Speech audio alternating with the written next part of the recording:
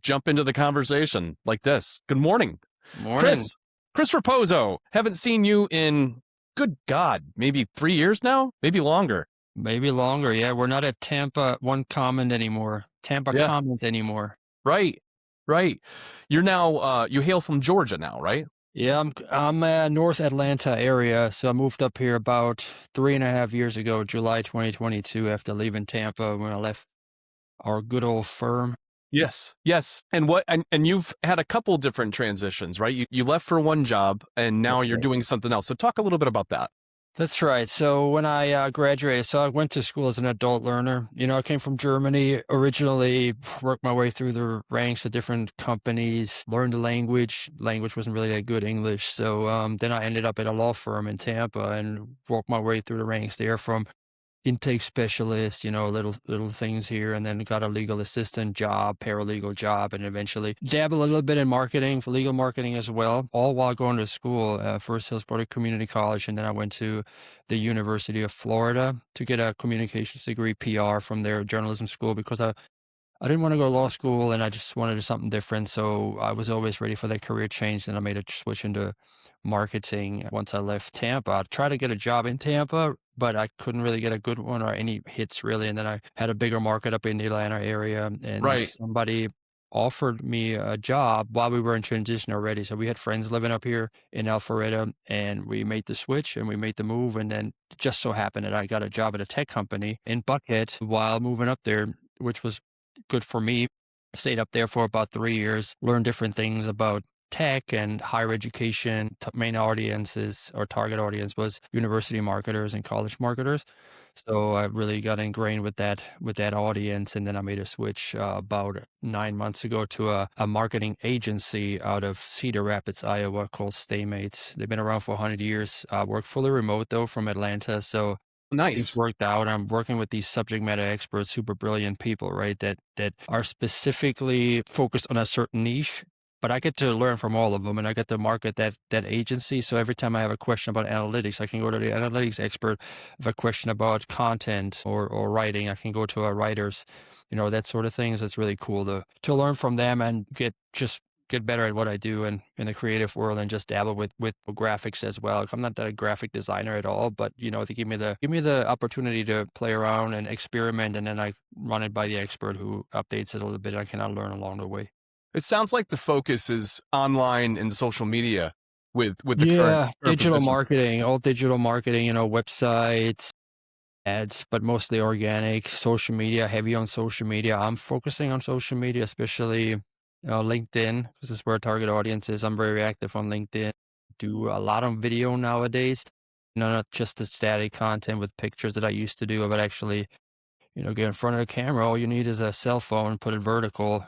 Yeah. If you need, get the transcription app or your teleprompter app. I have that, and I just put something in there and talk about what's on my mind and post it. And I get a lot more traction from video than I get from my regular contents. One comment and one positive reflection on your content is that it's very concise. Mm-hmm. It's quick hitting. It's very consumable. Oftentimes it's a minute, maybe a minute and a half tops, and you get from A to Z really quickly. You And have to these days, with the attention gap and all that. People don't have the time, especially when they scroll through social media. They either want to be entertained, educated, or delighted. And if they want more, they can do what we do now, have a longer conversation, whether they can come on my podcast, I can go on their podcast, or they can have a conversation. I do have a lot of brainstorming conversations. People hit me up and say, hey, can I chat with you for 30 minutes? And I've been blessed to have people in my life that mentored me. They never wanted anything from me. And so I'll just pay it forward as well. When there's something there and I share something, and I like that, maybe we can talk about that a little bit more, and then hop on a call and then be on our way, trying to better somebody else's life. But, that's the only great. reason why this works is because you have those quick hit moments online, a minute or so of an idea, and it may hit, it may speak to somebody. And my goal is never to go viral. My goal is always to create for one person there. And if it hits one person, if it makes a difference in one person's life, it's worthwhile for me. Yeah, likewise. And that comes down to my next statement, which is it seems like every third podcast touting the benefits and the joys of using Riverside. Literally, the editing process, having those micro clips and everything are huge. So now with my podcast, what I end up doing is I'll do the editing process. I'll go through, I'll get a bunch of the micro clips, make sure that they speak to me, Mm-hmm. contextually. It typically, it finds the right path, right? It finds the right path. It finds the highlights by contextually looking through the transcript and everything. And I'll publish those. And now I'm referencing the long form or the mid form clips that I have. I'm like, okay, hey, if this resonated with you, you can go to the main thing, or you can watch this 3 or 4 minute clip that expounds upon that one little section. You know what I mean? Yep, that's right. And this is the nice thing about Riverside. It also gives you the percentage of how good it is when you have those magic clips, right? So it's like 99% virality, which is totally off. None of my stuff goes viral when I post something. No, me neither. But it's still like it hits though. It's kind of like, okay, this is a good one, but this still needs the human touch too. Like you said, does it speak to me? Because you know your audience, right? And what they like, and sometimes it's not that great. So sometimes I go into the magic clip and I may take some stuff out or I add a little bit more on to it at the end.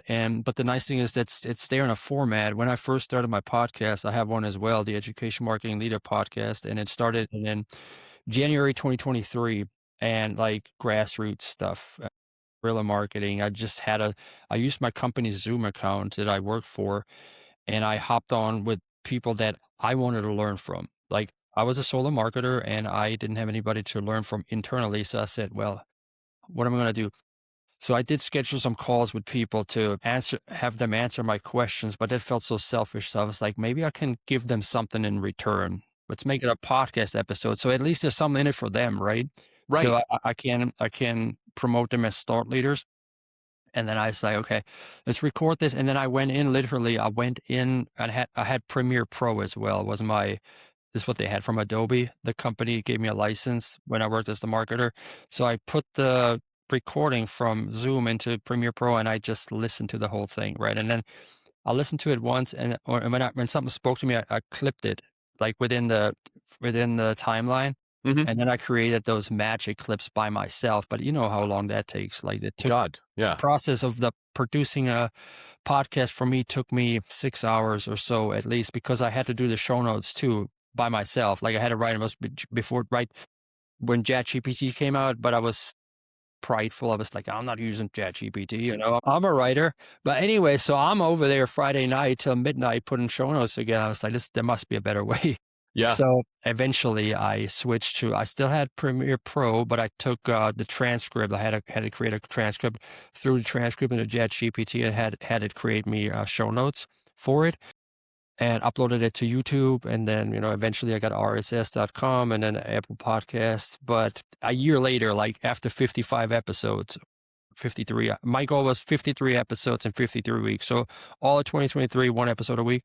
And then I switched, not until Thanksgiving 2024. That's when I got Riverside, because I saw an ad and it was Black Friday sale. I was like 188. So I was like, well, shoot, man, let's just try Riverside for a year. I never looked back. I was like, how in the world did I do this for 18 months without Without that Riverside? tool, right? Yeah. Yeah. And then, I mean, sometimes there's glitches in Riverside, right, where you can't export or something's wrong with it. Mm-hmm. So I always chat with these people and I was like, yeah, this is not working, very frustrating or whatever. So I got them to extend my Riverside for another 2 months for free. And I just renewed like full price, but I'm like, okay, I looked at CapCut and Descript and that stuff, but I was like, well, all my stuff of like a year and a half is now in Riverside. If I close it out, I'm going to lose it. So I'm just going to stick with Riverside. So it's been great. I love it. This episode should be a promotion for Riverside. Oh, right. But it is very helpful to use the tools at hand in 2020. Just make your life a little bit easier, because we're both not big enough to get sponsor deals right now. So it's all out of our pockets. So might as well make it as most efficient as possible and use AI like ChatGPT to put together, show notes. Yeah. And it's pretty intelligent in the sense that it knows through the transcript where something would be poignant. That's right. To clip out something for 45 seconds, minute and a half, that kind of thing. And that's invaluable. I don't have the time to go back and do that. I mean, no, I'm building a music catalog. that's right. I don't I just hit that 1,000-song milestone in Amazing. November. And Congratulations. thank you. Thank you. I'm taking a little bit of a hiatus right now Yeah, you for have to. obvious reasons, but I've brought on a social media marketer. So Nice. Good. so Good. that person, Liz, is doing a bunch of videos. She's doing a That's bunch good. of penetration into different platforms. I didn't have Yeah. time to explore, like Reddit and building a Discord Right. channel. Reddit. But one thing that's come up in the last week that I wanted to chat with you about is this transition that's happening with TikTok. Now, I don't know if you use that at all in any of your promotions, but a lot of content creators do. And a lot of them were apprehensive about the coming changes with the spin-off and the peel off of just like an American version that may or may not encapsulate some of the algorithm from the original platform. And Right. it happened about 5 days ago. Okay. So in January 22nd was supposedly the transition date. Right. And I can tell you, I'm not a huge content creator on that platform. I was trying to build an audience there. Yeah. However, it's probably going to be something I abandon because Yeah. everything's changed and there's literally no reaction to any of the original algorithm at this point, and people are having trouble even uploading things. It's a real frustration. And social media, people have low to zero tolerance for Right. barriers. Exactly. You know what I mean? But things evolve like anything, and you have to go with the wave, right? I mean, some people rode it for a long time and they were successful, and then you just got to adjust to the next thing. That's what marketing's all about. If you stay in the past, you'll lose. Somebody's overtaking you that just started 3 months ago. If they're on the beat of things, and yeah, I mean, there's so many platforms. I always advise people to stick with one or two or maybe three that work, and the rest. I have an Instagram. Nothing's happening on my Instagram. Everything's happening on LinkedIn because that's where my target audience is. I have the video, so might as well put it on Instagram, which feeds it over to Facebook Reels.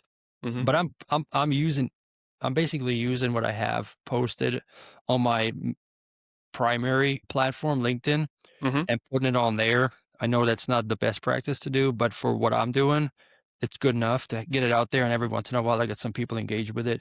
And then the other thing I always talk people about algorithms and the vanity metrics, right? When it comes to TikTok, like you, for example, if you have 100,000 views on your podcast, but I nobody's, love that. yeah, that would be nice, right? But that's like makes you feel good about yourself, but is it going to advance your business? Good point. Because you don't need, like, it means nothing in the end if nobody goes to your site and downloads your music. If they're just like, oh, cool clip, they'll forget about it by the next 3 swipes because they're going to get another video that Right. speaks to them as well. So it's kind of cool to get these hits, right? The views and all that makes you feel good about yourself and helps you keep going and gives you some motivation. But if you drill into it a little bit further, 1,000 views with the right people is better than 100,000 views with people who don't care about your stuff. Yeah, absolutely. I mean, that's one of the reasons that I started a shift to focusing on YouTube, specifically in shorts. Shorts are heavily promoted. The Love gatekeeping shorts. on it is very low because they want the Yep. engagement and they want to compete with other short form platforms, That's right? right. That's right. And I've recently experimented with some advertisement pushing people to my website, and I've seen a huge surge in that. Nice. And I can see the algorithm, or not the algorithm, the analytics on a background. I use a free tool called PostHog, Yeah. and it lets me know, how many daily visits I have. It does replays. So it literally records Nice. like the mouse clicks and where people are doing and what they're listening to, what they download, everything. Yeah. And I can tell you, it's driving traffic there. There's a certain percentage that are just looky-loos. They come in and they take a look and they're like, this isn't for me. That's fine. Qualified, right? But then every 5 or 6 people on that list, they stick around for 5, 10, 15 minutes, Nice. checking out the rest of the stuff. So it's giving that public face to people, and it's giving them that, hey, this is a tool, this is a resource. And then over time, that's just going to be a resource that people go to, because really the brand at this point, I'm building this trust matrix around it where I'm a royalty-free composer. Yeah. I'm available. It's not just this posting on a website somewhere and you grab the music, and then if you have a content ID issue or you have some kind of flag that comes up, nobody's here to help you out. And that's a lot of those services out there. There's no human interaction. There's no Right. guidance. There's no hand holding. And I'm like, no, I want that service. You know, there's a Mhm. lot of software as a service things out there. You got to pay up front, but to do it the way that I do and the way I'm following in the footsteps of my mentor is very unique. But the distribution that I'm doing now, I'm switching over to a different distributor and Mhm. also have YouTube Content ID and everything. It's really going to secure the catalog because there's a lot of nefarious folks out there that'll grab royalty-free music Right. and republish it as their own, and then that My creates a God. huge headache. People just they don't trust your brand anymore Yeah.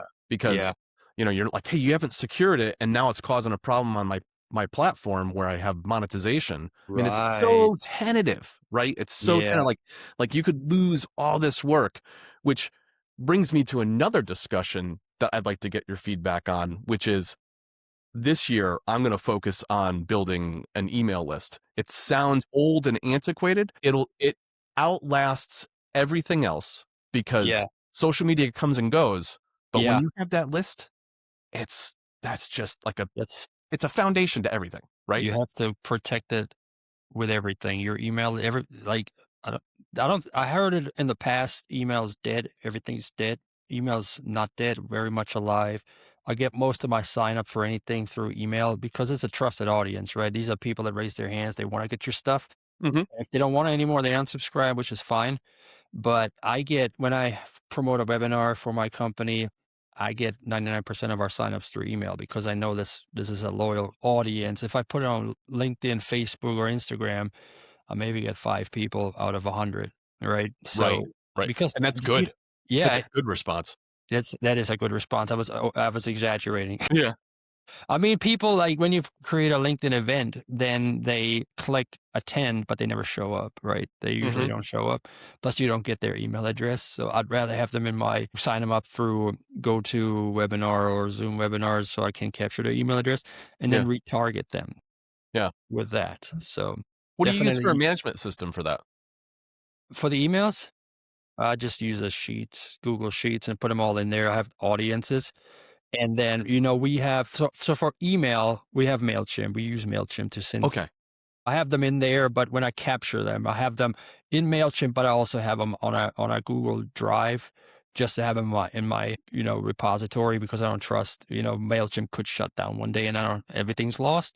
yeah, So I always got to have a backup. absolutely. And I like to have the different tabs where it's like, okay, for the accessibility webinar, these are all the people that showed up. For the SEO webinar, all these people showed up. And then I have a main one where I drop them all in. But I like to segment them out as well because sometimes I have certain topics that we have speaking engagements about that are only relevant for that particular audience. So if I send it to them only, I have a higher response rate and sign up rate than if I just blanket throw it out there without the personalization. So personalization is also one of those things that's really important. So people, when they receive something in their inbox, it's personal to them and not just generic. We've all seen these generic marketing emails that, they're for 1 million people and you're like, well, I don't feel important now, so I'm not going to respond. Right, right. Or you're really interested in a product or a True. service True. and they haven't found that butter zone with communicating with you enough to Yes. keep you engaged, but not so much that you annoy to the point where you're like, I get this daily. I can't. No, I've unsubscribed some things like I use every day, but I'm Yeah. like, your marketing strategy is way I overpowered. know, I know. It's a fine balance, consistency builds familiarity and familiarity builds trust, but it's also like, okay, I signed up for your stuff. Just don't bother me with your generic stuff marketing that I don't need because everybody's inbox is personal, it's sacred, and you want to keep it as clean as possible because the last thing you want is to actually miss an important email within all that other stuff. Right. It's and you just got to be mindful of that when you market to people. I know that you have your agenda and you may have some urgency on your part, but most people nobody cares about you, about your company, about what you offer. They care about how you can help them. Yeah. What does it do And for you, me? yeah, Right. Yeah. exactly. So you got to Yeah. always keep that in mind, right? Even though if you think like, this is the best thing, man, just came out with this song and this is the best song that I've ever created. Everybody should hear about it. As much as you love it, It's like with your kids when you post on Facebook with your pictures of your kids, you're like, oh my gosh, look at these kids, and you get like 5 likes. Yeah, You think like everybody should like this. It's not how this works. No, that's right.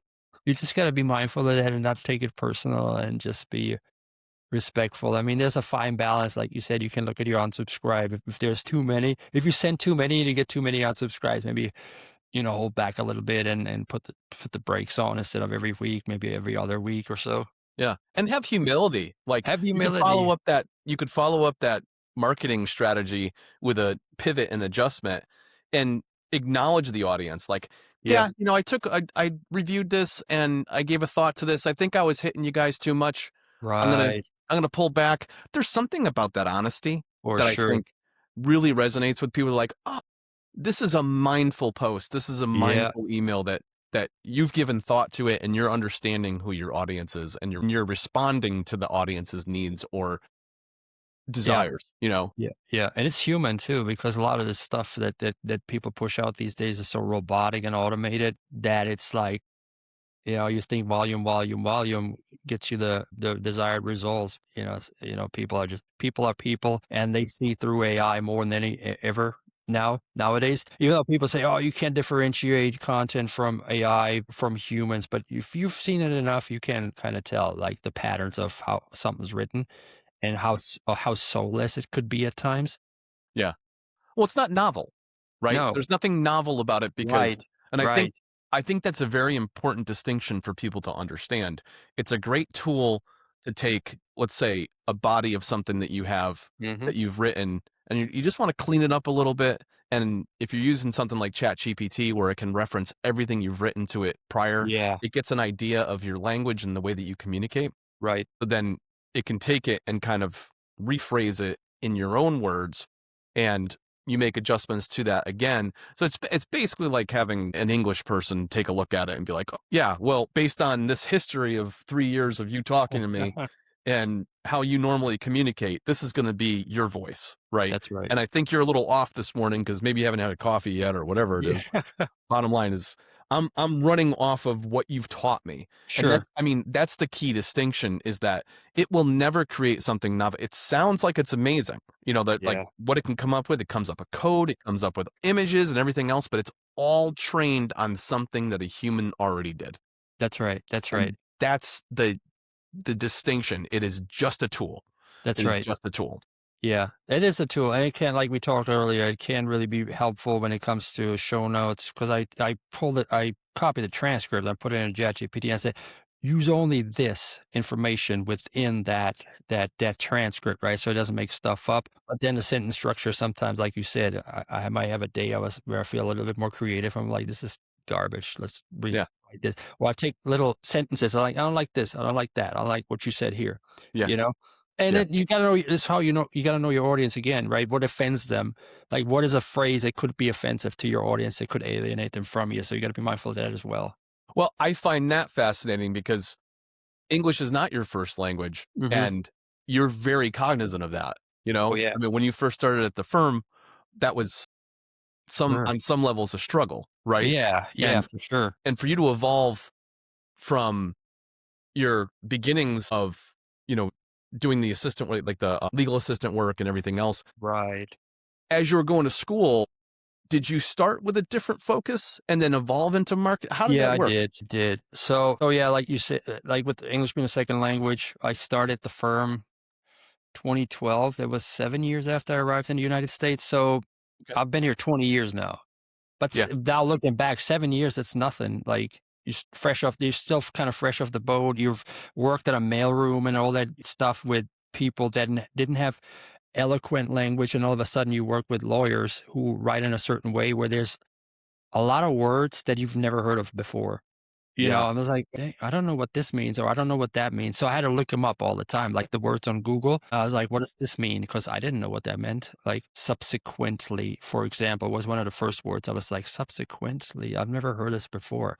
And Gail, my boss back then, Gail, you put that in like notices of claim, and I was like, "Wow, this has never heard this word before." So I got to look it up, and then I decided to go to college because I started to meet a girl, my girlfriend, which now became my wife, and we talked about. She went to college, obviously, she graduated, and she's like, "You should probably consider going to school to, I want to be a provider and whatnot." So it's like, okay, so I started going to community college down the road, Del Mabry, Hillsborough Community College, by the football stadium. But my first thought was like, am I going to be able to keep up? Because I'm like, I don't know, maybe I'm not going to understand what they want from me if they ask me a Right. question. You put Right. these thoughts in your head. So I went, and I went for business because I was like, okay, I'm like, we have a family business in Germany. I was like, well, maybe I can, help them with or whatnot. So I went business first. And then, no, actually I didn't. I went pre-med because people said I was good with people and I should become a nurse or something. Yeah. Yeah. I didn't know what I wanted. Yeah. Yeah. I was just like, hey, you just got to start, just get in there, do your prerequisites, just do something, like get started with something. So I did. That's the other thing. People overthink things. Sometimes you just got to freaking start, and then you figure it out, and you make adjustments along the way.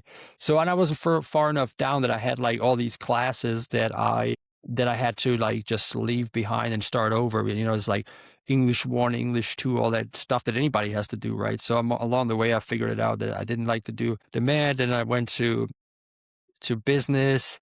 Then I got algebra, and I hate math. And I was like, well, I don't like that. I was like, I got algebra 1, and I'm struggling with that. And I got all the other algebras and calculus. It's going to be a disaster. What else do they have? Some mass communication, because I like to write. I want to be a writer, and I did write a lot. I started writing a lot with the firm, all these letters and all these notices and motions and whatnot. God, that'll teach you English, right? Yeah. And then I was like, okay, I like this. This is elevated. This is sophisticated. I kind of like this. These lawyers, I've never been around people like that before.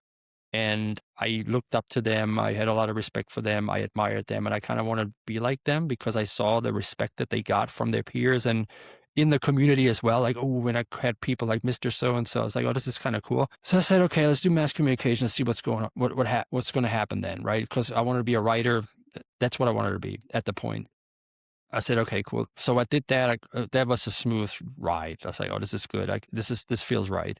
And then I got, did really well and with my AA. And then I transferred to, looked at all the other schools, University of South Florida, St. Pete College. And then I looked around a little bit more, Central Florida, Florida State, and then I got a letter in the mail from the University of Florida that they had an online program. It's like, oh, cool. I didn't know that. So I looked at their website. I applied. They were the only schools I applied to, the journalism school.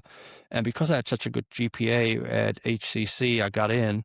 And I started doing that while having 2 kids in the process, while being in school, like getting up at 5 o'clock in the morning while the baby's crying for the bottle. I got up, gave the baby the bottle, and had it in a rocker next to me on a table, and I put the bottle in the mouth. My son and daughters, like they were falling asleep again while I was doing homework. So I had another 2 hours until I had to get ready at 7 o'clock to go to a law firm. So I did homework in the morning. Sometimes I did tests while they were like next to my side, and they have like a proctor, right, where you have to show the table. And I remember I did that USF. Yeah, nobody can be around you. So I was like, I hope the baby's not waking up while I'm doing this test.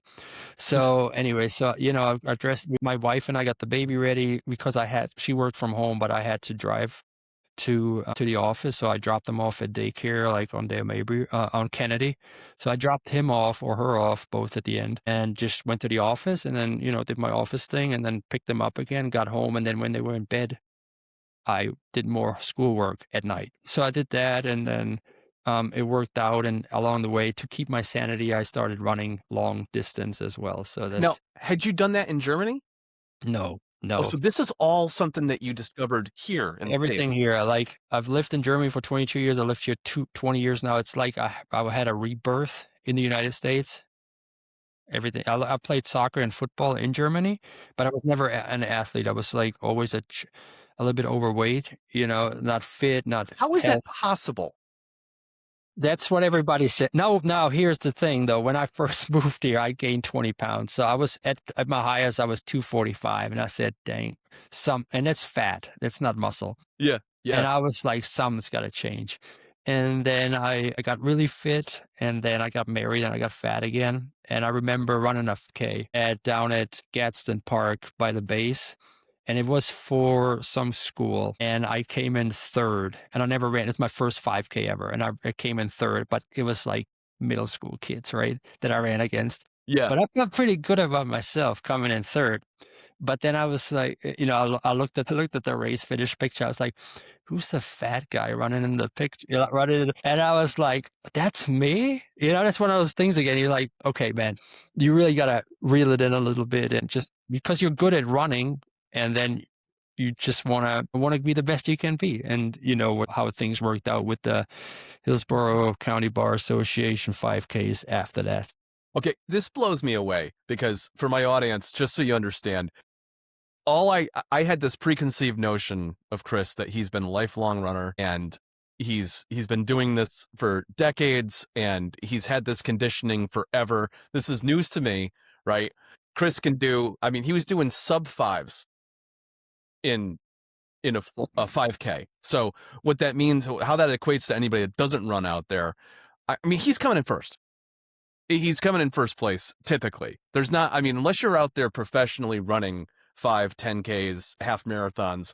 I mean, the half marathon, your best time for the half marathon for the Gasparilla was what? Under an hour 30? Yeah, so that was under an hour 30. My best time was like 1:24, and my unofficial best time was like a 1:18 in a training run. And then I ran a full marathon at An hour 2:57. and 18 minutes. Yeah, and that was down Bayshore in Florida. Okay, so you're done when I'm halfway done. That's pretty much, and that's like me 75% peak because I haven't really run in like a year and a half. I've kind of converted to walking. And it's partially joint related, partially I'm looking for that aerobic fitness, like butter zone of like 120, 130 BP, and just for fat burning and just staying fit, physically fit and just moving. You know what I mean? Yeah. It's about, flushing out your lymphatic system, flushing out the excess fat. This time of year, I tend to put on an extra few pounds because it gets so dang cold down here. Mm-hmm. And that's relative, people. You're like, you're so cold. You're in Florida. Okay, live here for a year and a half, and then tell me if you're cold or not. 100%. Blood gets thin. But that's the thing. We were talking about the firm. Me being there 8 years. Everything for me happened in that firm. Like I got engaged while being in that firm. Mm-hmm. I got married while being in that firm. I have 2 kids.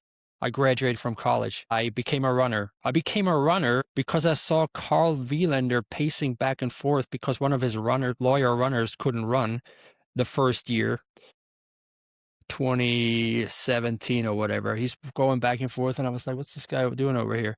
And then Ashley, their old marketing person, said, hey, do you run?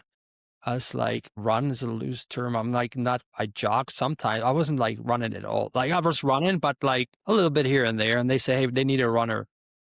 I was like, that's a good opportunity to get in front of these lawyers to differentiate myself from my peers. That's another thing when it comes to careers and work, you have to when you just another cog in the system, you have to find a way to separate yourself in any way you can. Sure.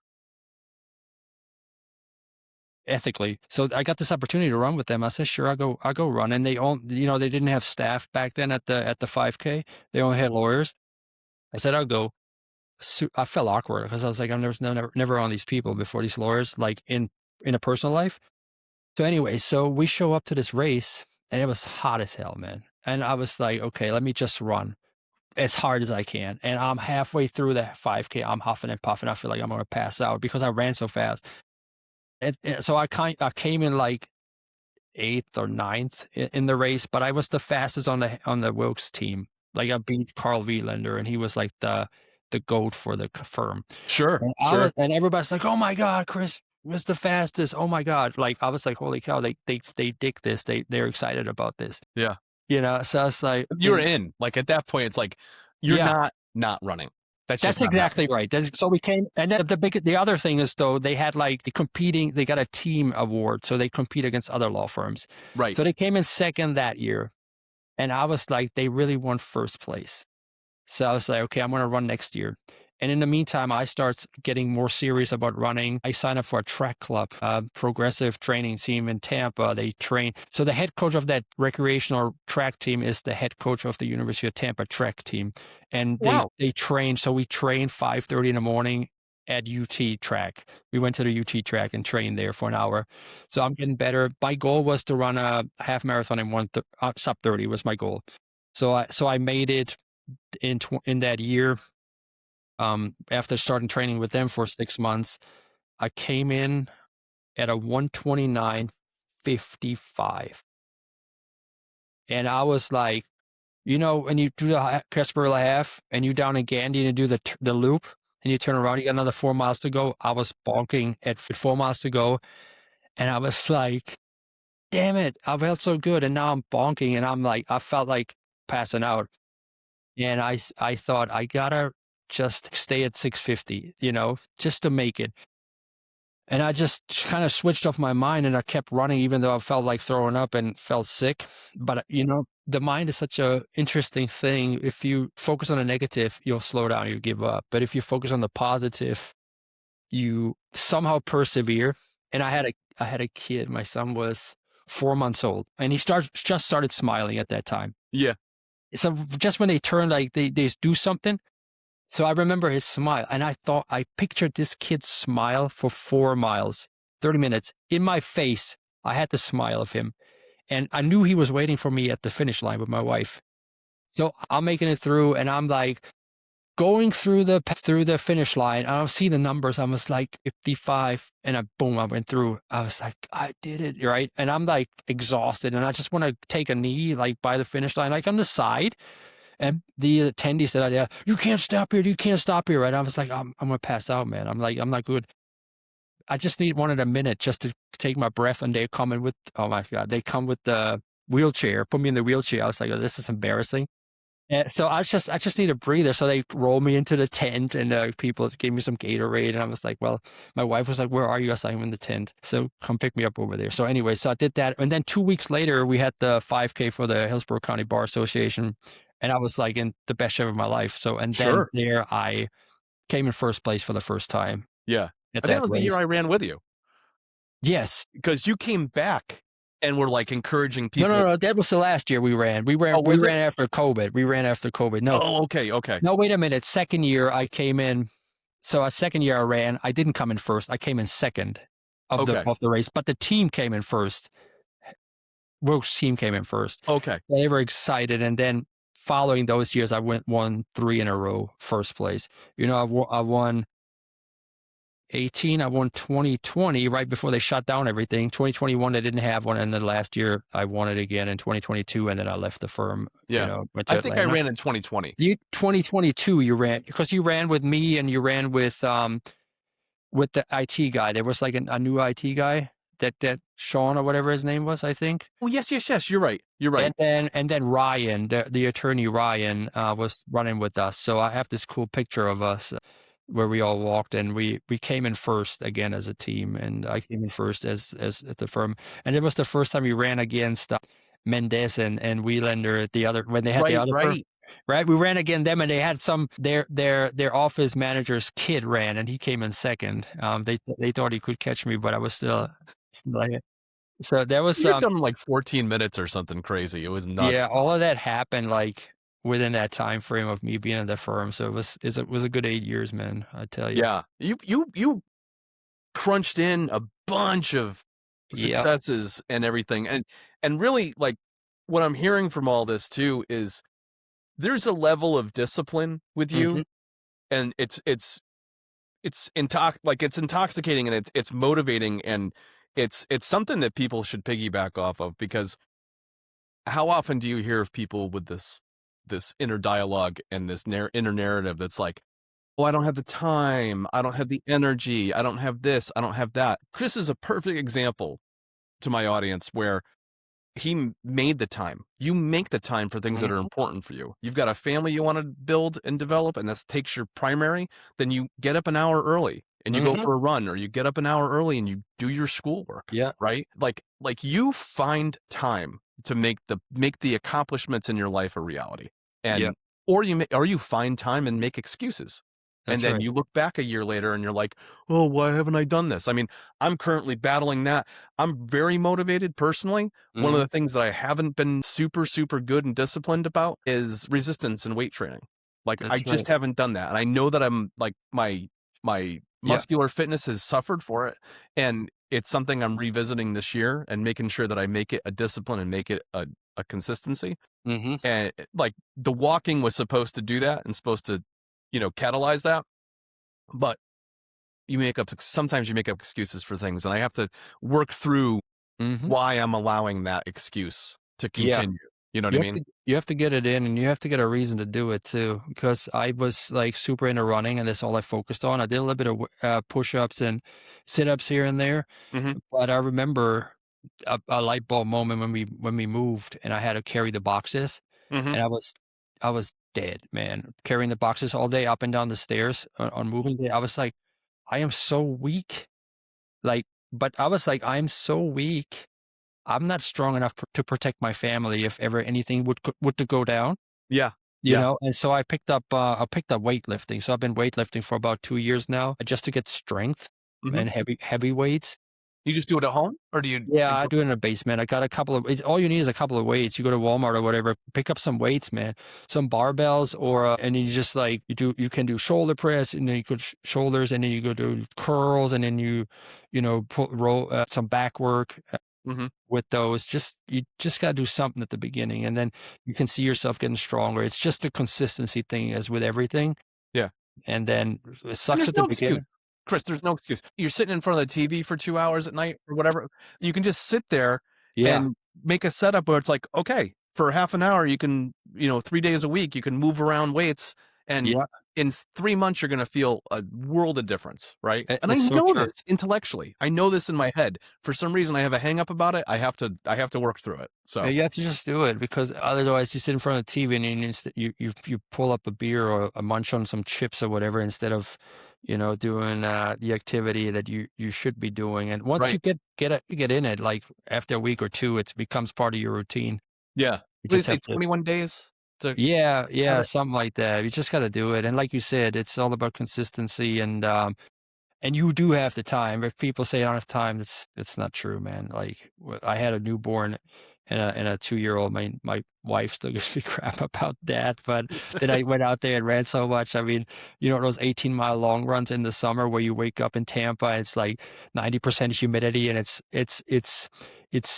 72 degrees at 4:30, and you're Yeah. like, now I got 18 miles of this junk. Yeah. Yeah. I mean, dude, you were doing that. You were getting up at like 4:30 in the morning I to, was, yeah, but to fit it the in, trick right? was there. I put one of those running water bottles in the freezer the Hmm. night before, and I carried that with me, so at least I had some cold water at the beginning. Yeah.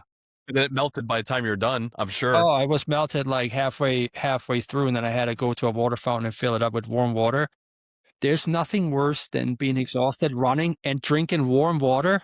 It just does nothing for you. No. Like, I'm so thirsty. Yeah. But it's all about the mind, that strength in your minds because what like we do when we work on things. When I was at the office, sometimes dealing with some combative people, I was like, "What the hell am I doing here?" Right? I'm like getting mentally abused. That happens sometimes. Majority of the time, it didn't happen, but every once in a while, you had somebody who's like had a bad day to let it out on you, right? And you just gotta when you want to walk out, you kind of like, "This is stupid. I want to walk out. I want to be talked to like that." But then having that mental strength that I had that developed through training, I was like, well, I made it through this. I can make it through this. So it's all Yeah. good. Yeah. There's something to be said in any corporate environment. Yeah. You get enough people and enough corporate hierarchy, you're going to have conflicts, you're going to have power Yeah. struggles and all that kind of thing. And I've always kind of tried to make myself remember that this has nothing to do with me. Mm-mm. It's zero to do with me. Yeah. And people's behavior or reactions are interpretive. Oftentimes, Right. they have other agendas, other stressors, other obligations, other worries. Oh, yeah. At 99.9% of the time, zero to do with you, more to Mm. do with whatever problems they're having, either in work or personal or a combination of both, and they're projecting it on you. Yeah. So the best thing you can do is to sit there and be of service in that moment. That's And right. and by being of service, I mean, don't take the abuse. Mhm. It's still inappropriate and still unacceptable, especially in a professional environment. Pivot the conversation to one of solutions oriented speaking instead of name calling, blaming, Right. that kind of thing. And I think that's something that people get very reactive when they get accused Yeah. or Yeah. they get put on the spot or somebody does a CYA kind of thing and projects onto somebody else and it's just like no, we're on the same team here. Yeah. Let's find a path to a solution here. That's right. It's not about you versus me, it's about us and the Mhm. problem that the whole company Yeah, and is trying to I solve. always told everybody, leave your ego at the door when you walk in. Mhm. And there was a certain attorney that I work with at the end, and this person went through so many assistants like crazy. And I'm like, what does she want? I've tried to figure out what does she want? Like, there's got to be Right. a way to work with this person. And now in hindsight, she was one of the best people I've worked with. Super smart, wanted things done a certain way, to wanted to know that you are in it as much as that person was, that lawyer was Mhm. in it. So I did that. I was like, okay, I'm going to have to make sure everything's up to par. I got to make sure that she feels respected, that I know that she is the one in charge and that I'm going to give the best work. And then I ask her questions if I have questions, right? And I remember things like super redlined. I mean, I got a piece of paper there, a letter, and it's like everything was read, everything was struck out. But I took this letter, updated it, I kept it in my repository, and next time I had to write a letter, I used that as my template. Mhm. Okay, is this what she wants? Okay, let's change these words, give it back to her. And it was less Mhm. red lines, right? And, and she's like, oh, you seem like you get it. You seem like you're interested in this, right? Because a lot of these people that come in, especially through law firms, they're like on their first or second job. They've never been in a place like that. And they just like, I just want to get my paycheck and then I want to get the hell out of there, right? And this is something with people like that dedicate their life to a profession. They can't stand that if they have somebody there who's just there for the paycheck. Mhm. So you just have to, give it your all while you're there. And if you don't like it, there's other jobs you can go to, right? There's no Mhm. reason to be miserable or work for an abusive boss if you feel like you're being abused by somebody. There's always a way to get out. This is like what when me at the end, like I didn't want to be in legal anymore. So I was like, okay, am I going to switch? And I made a switch, and now I'm thriving where I am now. It's like it's not that you're stuck at a certain path for the rest of your life. If you don't No. like it, make a change. No, I mean, prior to that, I worked construction for 17 years, Yeah. a little bit in the field, but mostly in middle to upper management Mm-hmm. for the majority of the time that I did that back in Connecticut. And Yep. then I worked in legal for 9 years and now I'm in music and entertainment and I've been Yep. doing that for 4. Yep. And prior to all that, I was in food service and Right. hospitality, I was in insurance. Mm-hmm. It's like, to me, throughout your life, you act on your highest excitement, right? Right. And if something doesn't excite you anymore, chances are you've exhausted what you need to take from that and Mm-hmm. what you need to, even more importantly, what value you have to add to it, right? Yeah. And once that's done, it doesn't mean you've failed. It just means you need a new challenge. You need something else to invigorate your life and give you the meaning day to day, what you're value adding, right? Mm-hmm. And I think a lot of people get hung up on that. They go to school for something. And granted, Chris, there's plenty of people that figure out what they're going to do at like 5, 10 years old and they do it for their whole lives. Well, Mm-hmm. God bless them. Like Yep. that wasn't me. I went to school for Right. my undergrad for 12 years because I took these little hiatuses and I couldn't figure out what I wanted to be when I grew up. But I knew like I was building a career in construction. And Mm-hmm. then I ended up at some point chasing my career with education. I'll tell you what, it was a little easier, especially the master's program at that point. I was like, yeah, I'm getting A's. I'm Yeah. like, this isn't so difficult. I'm like, well, yeah, you have 15 years of experience behind you. So, Right. like That's right. Yeah. that's why a lot of people that go for a master's degree right after they get their undergrad feel like that might be the wrong approach I because think so. Yeah. master's is kind of a capstone of I've had a little bit of a career. That's right. You know what I mean? And I have some experience, so let's bring that to the next level and bring that Yep. to to the company or companies I'm going to work with after the Yeah, fact. And what it does communicate, what I found it communicates to people is not some weird highfalutin, oh, you're like above everybody else or anything like that. It's you go beyond basic post high school education and you're a lifelong learner. It literally screams volumes to that, you know? absolutely. And Absolutely. I think it's important to have that mentality for your whole life, to be willing to learn, to be open to how things change, especially in the environment we have today with AI technologies, with the state of affairs in the world and everything. Things are very, very moving, and Mhm. there's not anything very static and standard and status quo about anything going on today. Having that flexibility in your career in life is super important, and we as human beings typically get to a point in our lives where we start to crystallize, and like our beliefs are like, and then some people earlier than others. Mhm. I've seen Yep. people in their 20s that are just like, this is what life's all about. I'm like, okay, you know, like that's kind of early to figure that out. I'm True. 51, Yep. and I realize as of this year, I know far less than I've ever thought I knew Exactly. ever in my life. So if I can continue down that path and still have that wonderment and that curiosity and that exploration is with my career, with my family, my daughter, my friends and family and everything, like I'll be good. I'll be on this planet as long as possible and just, continuing to contribute any way I can. So I encourage anybody else to do the same. It's, Absolutely. you Yeah, know, you learn about yourself more when you get in your 40s and 50s than you did in the early 20s and 30s, right? Like you said, you don't want to get, I mean, you can get straight out into graduate school after the fact, but people value experience when they hire you. So I've seen a lot of people that had their masters at 23 and then they're working at Starbucks because they don't have experience, right, right. Because I mean, you can have entry level positions, or then they discover that they went to school for something that they're not passionate about, and then you're in debt for $150,000, and now what? That's Yeah, awful. it That's is awful.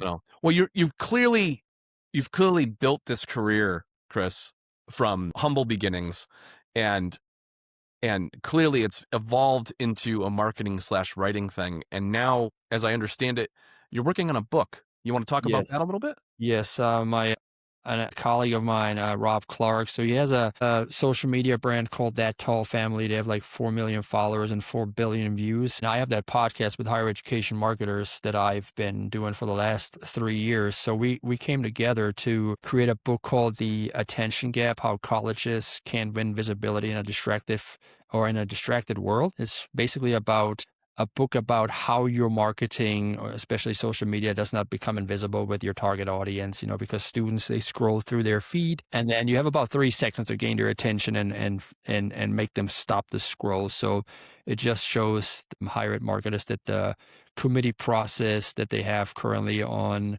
university campuses, right? They have this piece that they want to put out, but 5 people have to look at it. By the time everybody approves it, that trend is gone and you're going to lose that Right, momentum, right? So it's about, quick hits, knowing what your audience wants and know how to hook them in the process through social media to make them want to learn more about you and close that attention gap.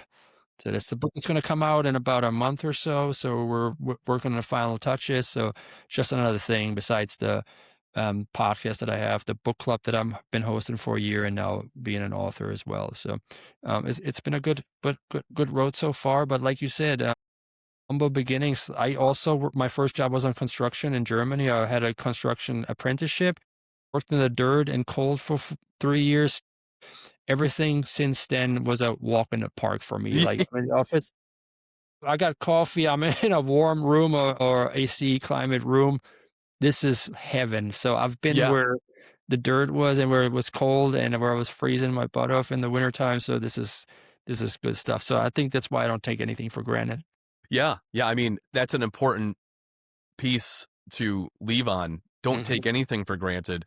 Don't miss opportunities because of laziness or lack of discipline. It's not about motivation. Hmm. Nothing about moving forward. And moving forward is not comfortable, right? It's being uncomfortable means you're going down the right path in most cases. There's examples of uncomfortableness that are unhealthy and toxic. But Right. for the most part, when you get outside your comfort zone, that's where the growth happens. That's where you discover your true self. And that's how you take somebody like Chris and evolve into something that can be aspired to be, like behaviors that can be aspired to become, career paths that can be aspired to become. And just, I don't think I'll ever run as fast as you. You But never that's know. fine. Never That's, say never. yeah. Yeah. Well, me personally, I don't think my VO max is anywhere near yours. I was a childhood asthmatic, so I think you have some genetic predisposition to that you didn't realize was there. And my goodness, dude, it is inspiring. It got me to do higher mileage, I'll tell you that much, having those Thank you. conversations with you at the firm. And pushing myself to do like the Clearwater half and all that. And my PR, believe it or not, wasn't even down here. It was in Kansas City, Kansas. And that was all hills. I didn't train for hills. Jeez. And I did it in 2:05. Awesome, So, man. and that was the best I ever did. I never broke 2 hours, but that's okay. Yeah. To me, that was It's, it was like 9.5 minutes, miles. hey, For me, we all that's, have, yeah, we all have our personal best, right? That it's all about you, and you're competing against yourself, not anybody else. So that, like, the next goal is like a sub 2. So let's aim for that. it's you versus you, man, in this life. That's right. That is in And anything. it's an important thing to remember. Nobody's coming to save you, and it's you versus you. So you have to make those goals. You have to make those things happen. You have to make your dreams happen, and you have to have the discipline to do it. Well, thanks, Chris. I really appreciate you coming out today and talking to me. This has been a really enjoyable conversation. Please stay in touch with me about the book. I want to help you promote it on socials, and I want to see what's next for Chris in 2026 and beyond. So Thanks for let's stay in having me, touch. Slim. All right, Thank you. you got it.